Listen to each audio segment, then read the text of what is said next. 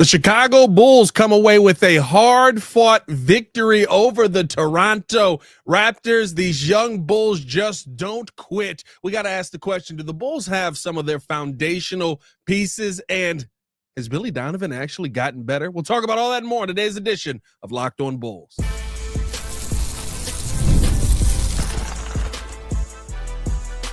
You are Locked On Bulls, your daily Chicago Bulls podcast. Part of the Locked On Podcast Network, your team every day.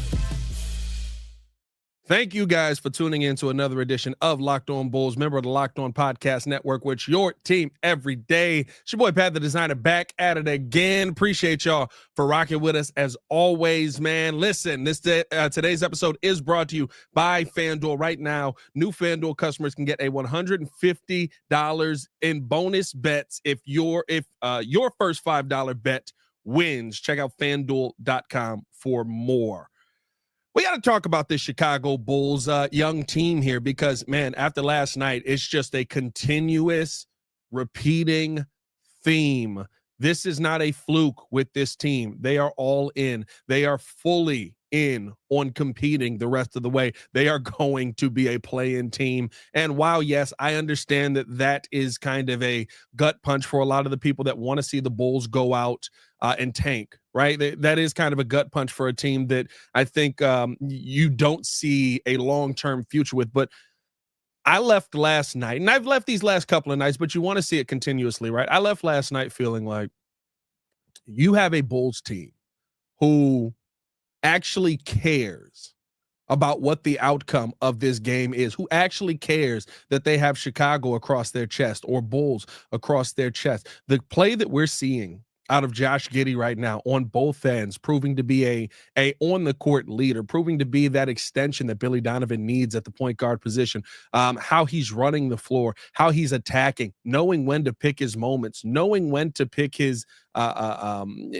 knowing when to put people in a position to go out there and be successful, right? Knowing how to find guys in the corners, knowing, okay, everybody's focused on me. Let me drop this pass off here real quick. Those are things that we saw from Lonzo Ball in the first 35 games of the season, but it just feels to me like that's a piece foundationally that you want to have moving forward. I like what we're seeing out of Giddey. Then I look over there and I see Io doing everything for anybody, being the everyman. You know what I mean? Hey, you want me to play defense today? I got you. Let me lock in real quick. You need me to get to the bucket? I got you. I can get you a bucket. I got one of the quickest first steps in the league right now. Hey, you need me to be a shooter today? I got you. I'm a shooter today. I just think that you have, like, it finally looks like, as you look around this team, hey, that's a piece that if we got a star that I want on this team. Hey, that's a piece that if we got a star that I want on this team. Looking at Josh Giddey, hey, that's a guy that I think opens things up for a star player and can pick his spots when he needs to get to the rim and when he doesn't.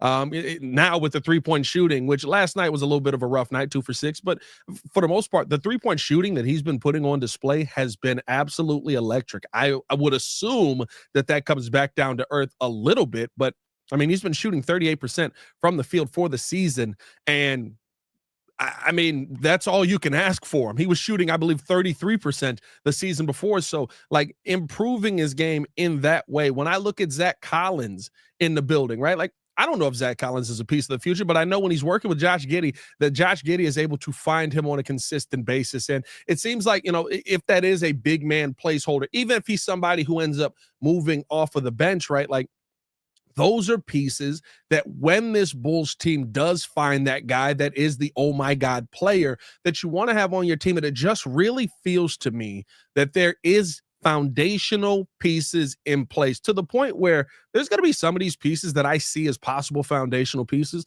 that you're going to have to let go because of other guys who are already under contract, because of other players who may not fit the team in the long run, right? Like, I think the Kobe White conversation is an interesting one. I think Kobe White as a microwave player, that's what we saw last night, right? Kobe not having the best shooting season when it comes to consistency right now. And even last night, right, was that first half was an abysmal shooting night for Kobe White. 3 for 8 from the field. But then you look at the second half, and all of a sudden he starts to get some shots falling. He starts to get it rolling. 5 for 8 from the field, 1 for 4 from the 3-point line, gets you to that overtime period. And those are the conversations that I think, now again, right, it falls off a cliff in overtime, 0 for 3.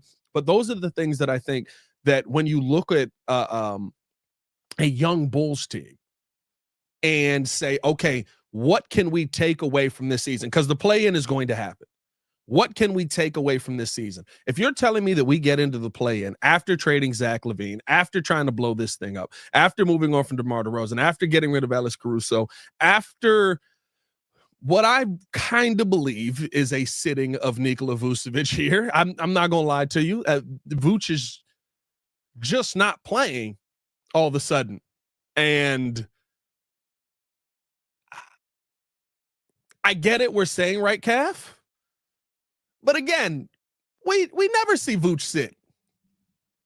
We've never seen Vooch not play. I've seen Vooch play through, like, he wanted to play through COVID. Actually, he technically did play through COVID because they didn't know he had COVID. I would say that this is a questionable sitting, right? I mean, it's an injury, as they've said, tight right calf strain. But a little bit interested in me. But to me, right, you see Vooch off of the floor, and you're seeing some of the best basketball that the Chicago Bulls have played all season. And I'll say that some of the best team basketball the Chicago Bulls have played under Billy Donovan. We haven't seen team basketball like this since the first 35 games of Lonzo Ball. They're moving the ball well. They're rotating well defensively. They understand where their assignment is. They're closing out. Oh, my goodness. When I tell you that, they're closing out on corner threes better than I've ever seen this team do since Billy Donovan has been here. Like, the rotation is actually on a string. And it doesn't mean that you're not going to get beat sometimes, because, listen, they're not great defenders out there. Ayo Dosunmu's the best defender that you have that's on the floor currently, I should say. Josh Giddey's giving it his all. I guess Lonzo Ball still kind of falls in that conversation, but I'd give Ayo the nod on that. Modest is struggling on ball as of late. He shot the ball okay yesterday, didn't knock down a 3-ball, but 10 points yesterday, 4 for 8 from the field, but still a negative 11 plus minus while he was out there on the court. Zach Collins is a solid rim protector. I'm not going to sit here and tell you that he's great. Kobe White's not a defender. Kevin Hurt is absolutely not a defender, right? Like, Jalen Smith is kind of one of those better defensive pieces that you have on the team. You don't have great defense, or great one-on-one defenders, I should say. And yet you're finally showing some great team defense. You're finally closing out on those shots that I've kept telling people the entire time. Guys, Billy Donovan's not telling them to leave that corner 3 open. You're rotating well. You're helping your man. Remember my biggest problem with this Bulls team when we got into that Pistons game, when we got before, they looked heartless. They looked completely heartless. Since the All-Star break, this looks like a team that cares about how they look on the court. There are, in the losses that they have, they are clearly the less talented team. When you look at the losses that the Bulls have gone through, they're just not talented enough. That is something I'm okay to deal with, because you can add talent. But when we talk about adding a foundation, you have to have some of those pieces in place already. And when I look around at this team, like I was saying earlier, right, there are pieces that you're probably going to have to let go that I think could be foundational pieces, but you just may not have the ability to keep them. It's going to be very difficult to keep Ayo Dosunmu and Kobe White. It's going to be if you want to go into the aprons and stuff like that, right? Like, that kind of opens up that option, but I don't know if you want to do that for this team. But while I love Kobe White, the inconsistencies are a question. Could I move on from Kobe White and put Kevin Huerter in that spot of the 3-point shooter that I need to kind of be a little bit more consistent? Now, he hasn't been nearly consistent enough just yet, but 4 for 8 yesterday from the 3-point line. Is that somebody that I see being a part of this team moving forward?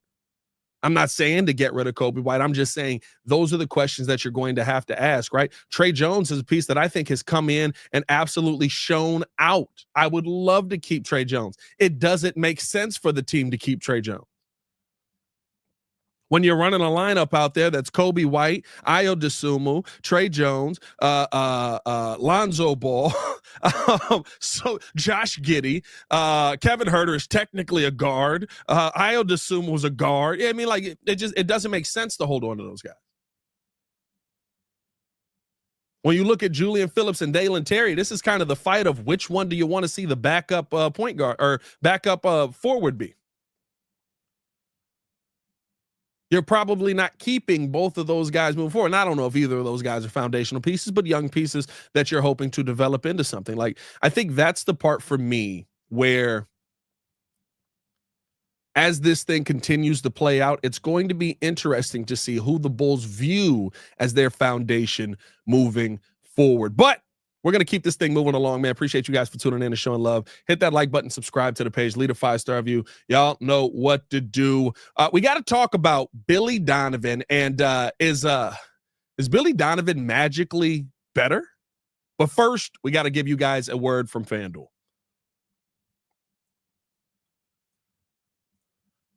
When the game tips off, the NBA action is just getting started. There's no better place to get in on that than FanDuel, America's #1 sports book. With FanDuel, you can place live bets throughout the game. So even if you miss the opening tip-off or want to bet on the fourth quarter comeback, you can stay in on the action. And if you're looking to get a bigger payout, you can even combine your live bets into same game parlays. Right now, new FanDuel customers can get $150 in bonus bets if your first $5 bet wins. Just visit FanDuel.com to join today. That's FanDuel.com for your shot at a $150 back in bonus bets. Make every moment more with FanDuel, the official sports betting partner of the NBA.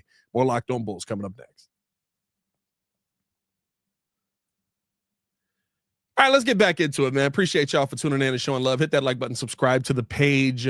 Leave the 5-star review on the podcast side if you are listening on the podcast side. In fact, if you guys could do me a favor after this episode is over. Right now we have 53 people in here live. If all 53 of you could just hit that share button, copy link, and share this to your audience and ask them the question, do you think the Bulls have their foundational pieces? Man, we're trying to grow this thing up to over 50K quickly, as we're going to need your help to do that because this Bulls team doesn't offer us a lot of help. But big question for you guys.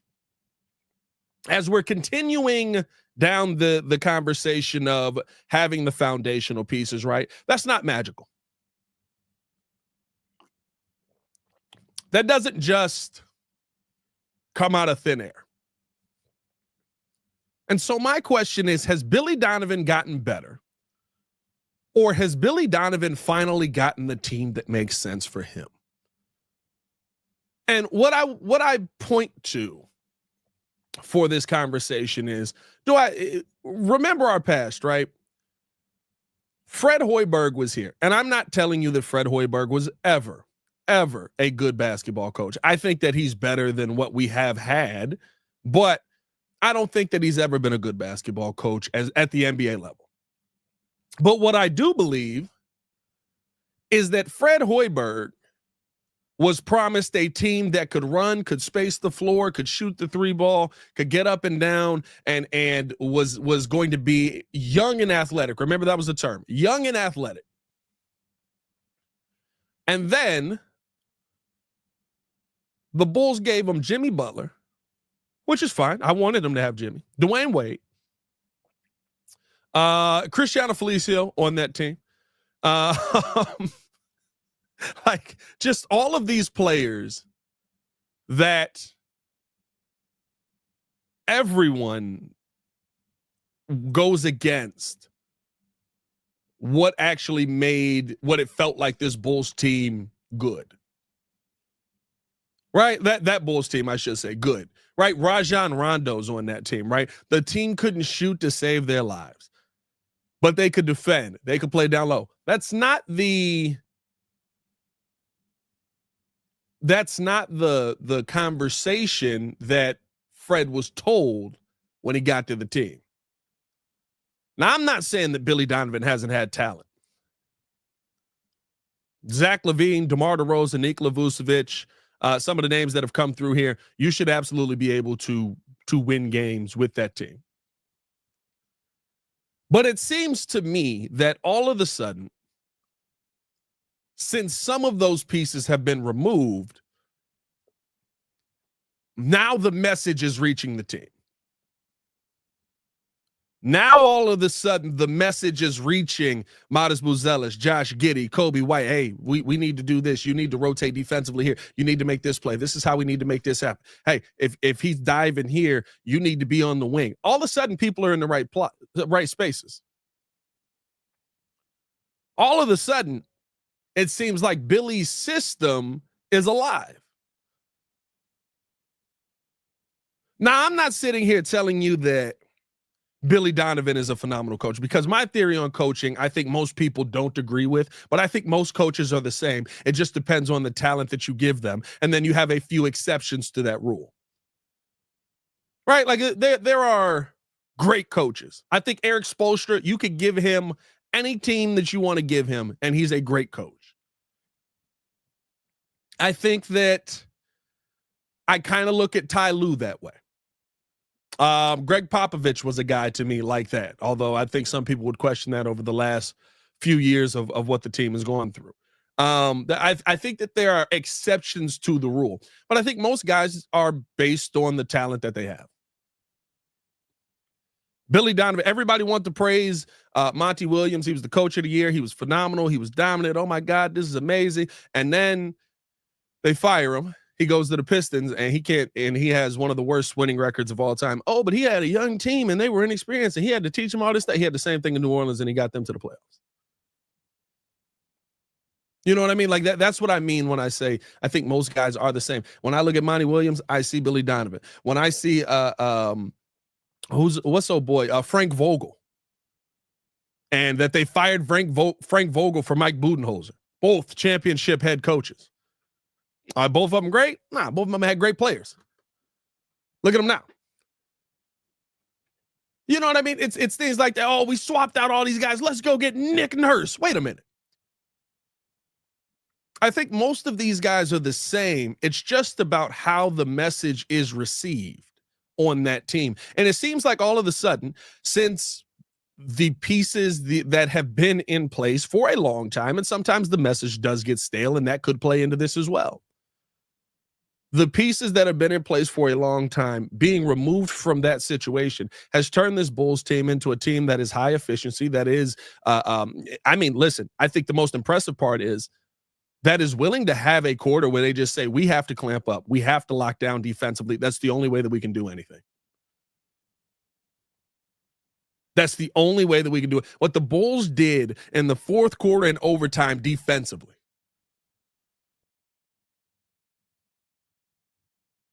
Some of the best defense that they played this season. Now, the Raptors aren't a good basketball team either. They're going to go through their slumps. I think there were some open shots that were missed in there as well. But it's the conversation of, I've been talking about Bulls defense for 5 days, or for 5 games, I should say. I've been talking about Bulls defense for 5 games versus some of the best teams in the league, versus some of the best scoring teams in the league.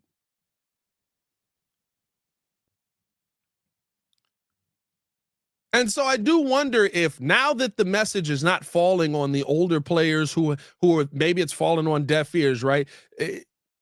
If now all of a sudden Billy Donovan can kind of get through to the team and you'll see them continue to play this level of basketball. Now, again, I'm not telling you Billy Donovan's a world beater. I don't believe that he is. But I do wonder if having new ears, being the leaders, I guess, of this team, right? Being the top of this team, being the guys who have to go out there and execute the message, has changed kind of how Billy Donovan's message is being received. We'll see, man.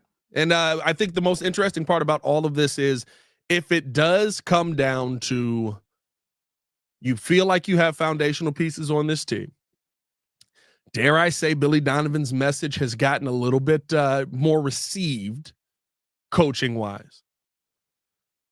Can Acme actually be proven right? Talk about that coming up next on Locked On Bulls.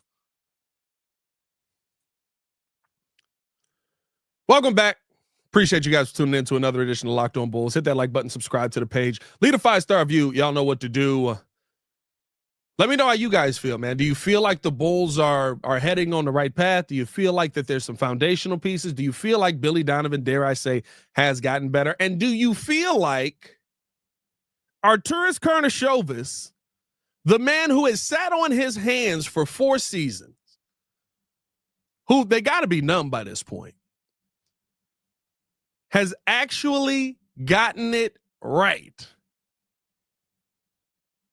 Or that he can be proven right? What I mean by that is,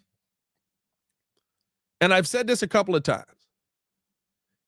now this is if, and I'm not sitting here telling you that Acme is drafted phenomenally, but if the Bulls find a star,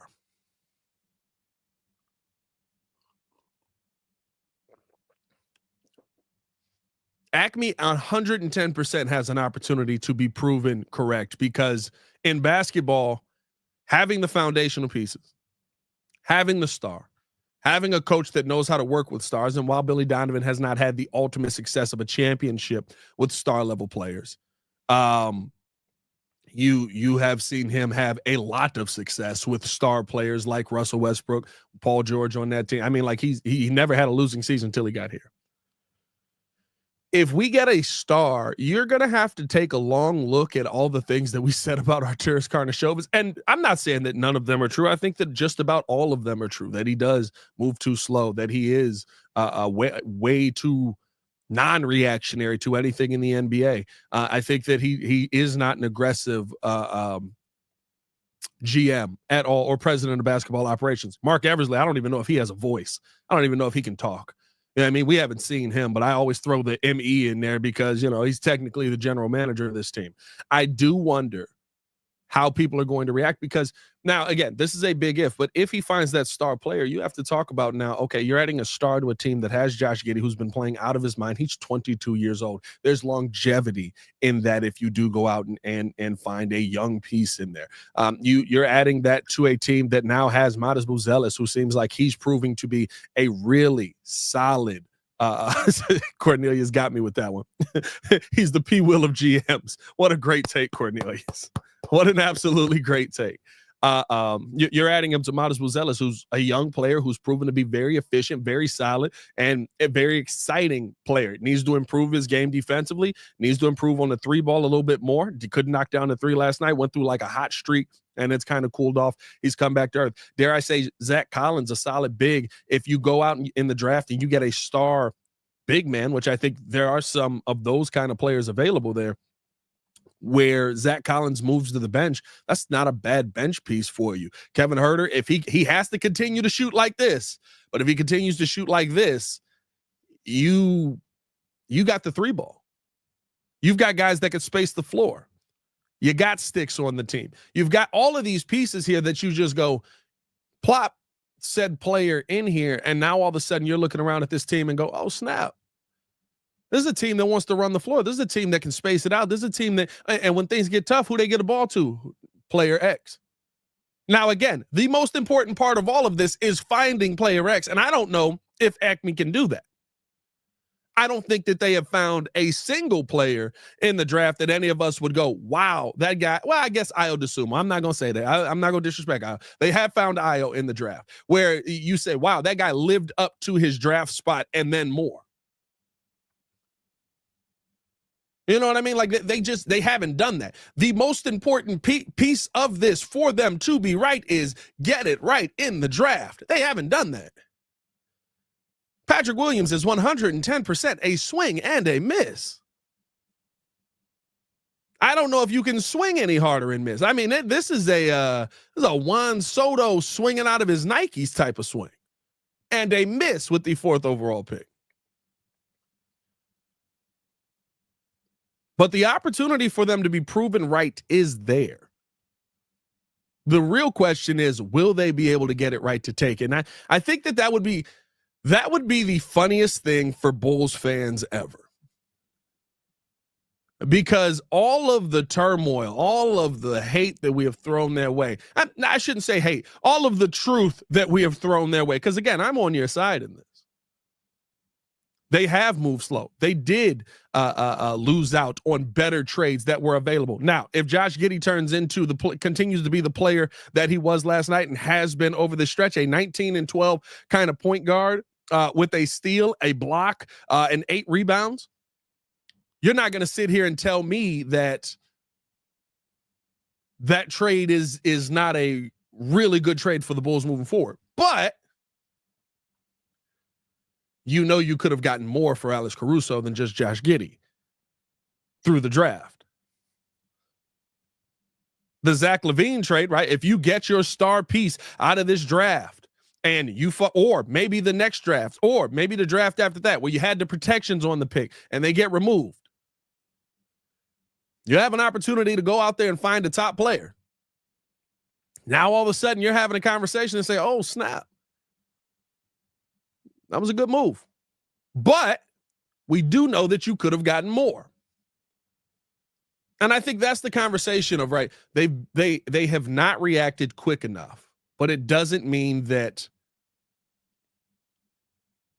they can't still find a way to make this thing successful. Somehow they have still put themselves in a position to where if you find the right piece,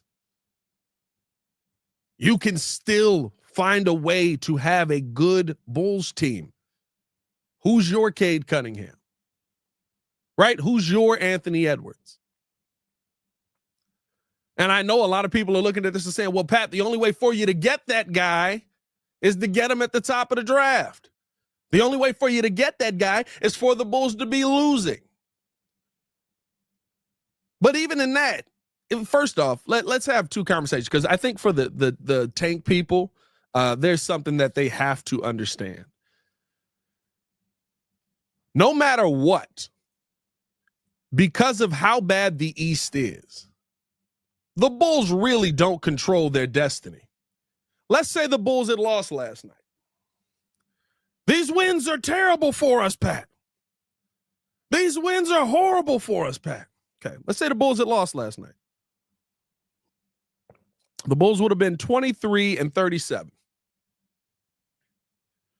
Let me ask you something. What did the Brooklyn Nets do last night? They lost. What did the Philadelphia 76ers do last night? They lost. Or that game was Wednesday, I guess I should say. It doesn't matter. If the Raptors win, they are at 19 wins. They're still not going to get there. The Bulls could have won 3 games the rest of the season. I picked them to win 3 games. They may be up to 4 now, but I picked them to win 3. And they would have still been in the play-in. So it doesn't matter the wins and the losses and all of this thing. They're going to be 10. The teams behind us suck worse than we do, which is impressive.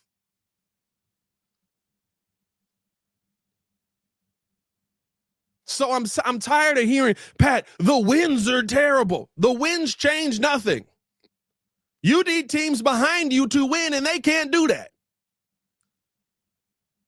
The Nets can't find a way to win to save their lives. The 76ers have stopped trying to win. And Scotty Barnes is going to sell you at least 5 more games. The fall off of Scotty Barnes is, I'm not going to say the fall off. The fact that everything he was his rookie year is just who he is kind of wild. I'm not going to lie to you. So I'm sorry if you come to me with these wins are bad, Pat, take. Like, no, they're not. Nothing changes. We're not falling out of the play-in.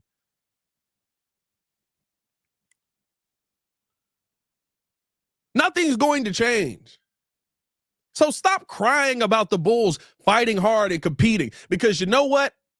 Again, if the Bulls do go out and find that star player, I would rather have a team that has the heart to want to go out there and fight that has the heart to want to go out there and actually compete on a night in, night out basis, than